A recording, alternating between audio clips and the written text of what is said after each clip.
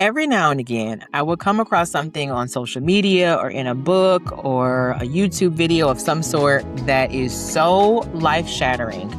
I have to immediately do something with that information. And there's a term that I heard recently that I had to bring here to you on the podcast. Has to get out because I think so many therapists are in this existence. And I think for a lot of you that are listening to this, you're going to hear it. And it's going to be like when you had a word on the tip of your tongue, but you couldn't think of it. And then suddenly you remember it, that sense of just like ultimate satisfaction. This is going to give it to you as soon as I describe what this word actually is. And the word is quantum purgatory. Now, that may seem a little woo-woo for you, but hear me out. This is more of a phrase that's kind of been created in recent times to describe what happens when you're not where you used to be, but also not where you want to be yet. So things feel like they're not quite right, but then they also feel like they're just so close. That feeling, that sensation is enough to make you want to scream. If you are a therapist who is in the midst of starting, growing, or scaling a private practice, you're filled with anticipation and excitement, but also so frustrated that nothing feels consistent or routine, this is probably what you're feeling. By the end of today, you're going to know what the experts suggest that you do to get through this feeling and hopefully have a way to make yourself feel a little bit better in the in-between. Hello, friends. Welcome back to Peace and Profit for Therapists. My name is Calvalyn Day. I am a career design strategist for therapists just like you who want to help people, but also make good money. And here, I believe that it is possible to do that by starting, growing, or scaling your private practice. So I show you all of the ways that I've done that, going from being a school counselor all the way up to a CEO. And I also give you the tips, the tools, the tricks that I have learned along the way, hopefully so that you can think a little bit different, move a little bit different, and have a life that is filled with peace and profit. So let's talk about what it means to be in the in-between, in the quantum purgatory. Now, this is not a clinical term. There's no definition for this. It's not scientific. It's along the lines of pop psychology. So if it feels a little woo-woo for you, it is a woo-woo type term. I sometimes will call it the messy middle, but I like this because I think this gives this clear indication of what it feels to be in the middle. Because it's not just like, oh, I'm tired of waiting. It's that I don't feel like I fit here anymore. I don't feel like I fit in this zone anymore, but I don't quite feel like I can handle that zone. I feel like I'm so close. I can see it. I can touch it. I can almost smell it, but it's still so far away that I'm not actually experiencing it yet. It is disorienting, right? It's that middle phase. It usually signals a significant transformation or transition. It's often uneasy. And we don't always have a word that really describes it. And I think one of the things that can be really hard, there's this sense that I should be farther along, but I'm not there yet. And some people look at me and they think it's fine and I've got it all together, but I am not happy with where I am. It's that sensation that makes it so hard for you to feel really comfortable anywhere. You're exhausted, but you want to keep trying.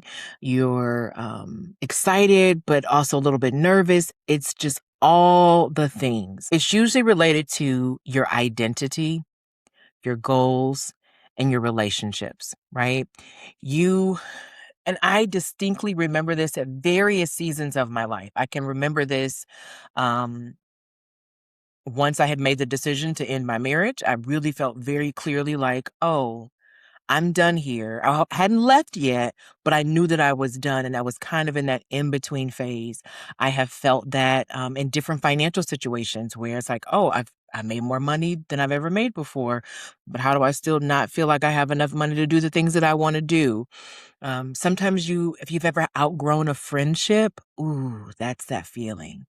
It is hard. And for those of you who are looking to reach a particular level of success in your business, but you've been at a particular level of success for a while, that can feel the same way because there's some patterns and behaviors and beliefs that can go with you and some that simply cannot. And figuring that out, rumbling with those things can be really exhausting. It's why sometimes you lose motivation, right? But you can't explain exactly why. Like you're excited about the work, but you just can't like rev yourself up to do it. You can't go back to where you've been. Like once you know something's possible, you can't go back to the other thing. You can't just say, oh, this is fine, I'll just settle here because you know the other thing is possible. But you're also still feeling like you're kind of waiting for that to be your new reality. And then there's this other thing that has been, I think, is really challenging for a lot of therapists. You start to have some grief and even anticipatory grief. I've seen this a lot when therapists start to really think, hey, it's time for me to consider being a cash-based practice or not accepting certain insurance panels or switching my employees over from 1099 to W2. And I know some of them don't want that. Sometimes you have it when you have an employee who's decided they want to go a different direction from you when you're a group practice owner. There's that grief of what was that's no longer, but there's even like the anticipatory grief of what you're leaving behind and all of those different emotions that no one else can seem to understand because on paper, things look good. So if you as a therapist have found yourself in that position where you're not where you were, but you're not where you want to be, please understand me. You're not crazy. This is a real sensation. It actually does happen. So I'm going to give you a few tips that I have kind of secured from across the web and some things that I have seen work with myself and the clients that I have worked with so that as you're in the in-between phase, you feel a little bit better about where you're going. First and foremost, don't fight it. This is kind of the advice that pretty much everyone agrees on. Do not fight the feeling of that in-between phase. That disorientation isn't a sign that something's wrong. It's not that you have failed.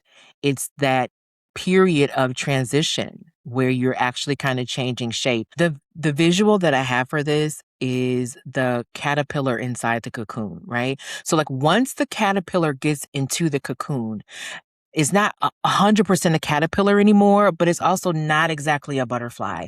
There's something in between, and that's what it actually is. If you resist giving up your caterpillar, you're never going to become the butterfly. But if you come out of the chrysalis too soon, you're not a butterfly and you're not a caterpillar. So like, what are you? So that feeling, you just have to not resist it and you have to go with it. This discomfort can be mistaken as anxiety, depression, compassion fatigue, burnout, all these different things that we like to label it as. But sometimes it's not any of those. It's not a malfunction. It's the actual function. So if you can accept that and lean into it and let the feelings be what it is and allow inspiration to flow, allow your systems and your commitment to your plan to be exactly that, a lot of times you will work your way through it.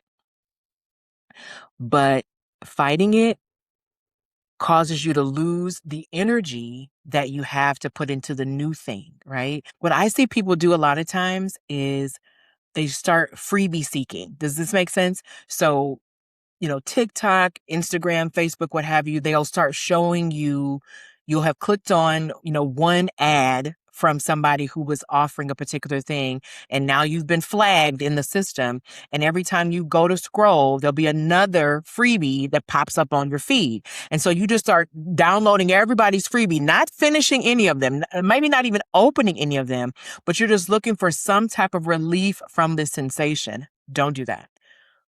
Create your plan, work your plan, and trust that it is working as you work it. That is the way to go with it. That's the number one thing that pretty much everyone who talks about this topic really agrees with. Understand that this is always a temporary state, but temporary is relative. There's a story in the Bible, and you don't have to believe the Bible, but I'm going to use the story. There's a story in the Bible where the Israelites were leaving Egypt to get to the promised land. And it actually took them 40 years to get what should have been 2 to 4 weeks. And part of why it's took them so long is because they kept kind of resisting the process. They were focused on the fear that they were going to die, the fear that they weren't going to be successful, the fear that they wouldn't be able to make it through. And so they kept doing these different things. Now, they survived, right? And most of them made it to the promised land. But it could have been much shorter had they just stayed the course. So don't focus on the amount of time that it takes you to get where you want to go, but focus on the process of making sure that the transition that needs to happen happens. Now, I am saying this with a smile on my face. And I know that you might want to throw your phone across the floor as you're listening to me, but hear me when I say I have been as frustrated as anyone about a transition or a next level that I didn't quite hit when I thought I was going to hit it, a launch that didn't pan out like I planned it to, or an opportunity that I know I was perfect for that someone else got. It's the point is not the timeline, right? Because we know this is a temporary phase. The point is the process. And that process has to happen. So once you acknowledge that this is just the way that it's supposed to feel, focus on the progress over perfection, and acknowledge that it's temporary, no matter how long it actually is, it becomes a little bit easier to manage. Doesn't mean easy, but easier. There's another point that I thought was incredibly important, and it's part of why I think a program like the Inner Circle can be so helpful for you if you're in quantum purgatory, is because we have a tendency when we are in a transition period, when things don't feel good, to always choose isolation. But that's not necessarily the best case scenario. What you might actually need rather than isolation is curation. Right? Surrounding yourself with not everyone, not busy work, not just any random people, but the kind of people who actually want to support you. Limiting your exposure to negativity, naysayers or doomsdayers. It's so funny. Recently, someone shared on TikTok that there's a limit on the number of people that you can block. And I clutched my pearls, guys, because at this stage and season of my life as a human being, but also as a business owner, the way that I will block someone so fast who even just a mild whiff of negativity comes off of them, it is huge, right? So I really encourage you to make sure that the people you are following are actually worth following. If there is news media or relationships that are just not serving you, you don't have to do some big, grandiose, excommunication of the relationship. You can just say, hey, I'm choosing within myself to limit my intentional effort towards that person and limit their access to me. That actually has the potential to benefit you so much more than you would ever imagine. Having the right people around you, some of whom might also be in their own version of this transition, is actually incredibly powerful.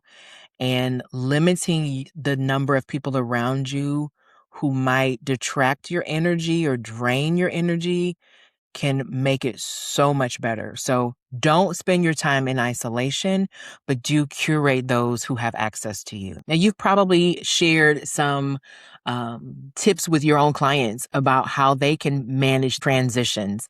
And I would encourage you to do some of the same for yourself, whether it is creating a small ritual, journaling, naming the phase, talking about the phase, being very specific and visual with how you represent this in your life, whether you spend some time and pull out your vision book and create a vision page for this season. So I think I've talked to you guys before about the idea of a vision book. My vision book is actually a scrapbook that I have converted into my vision book. So it's not pictures, of like my friends and family members is pictures of the things that I am working towards and the goals that I have.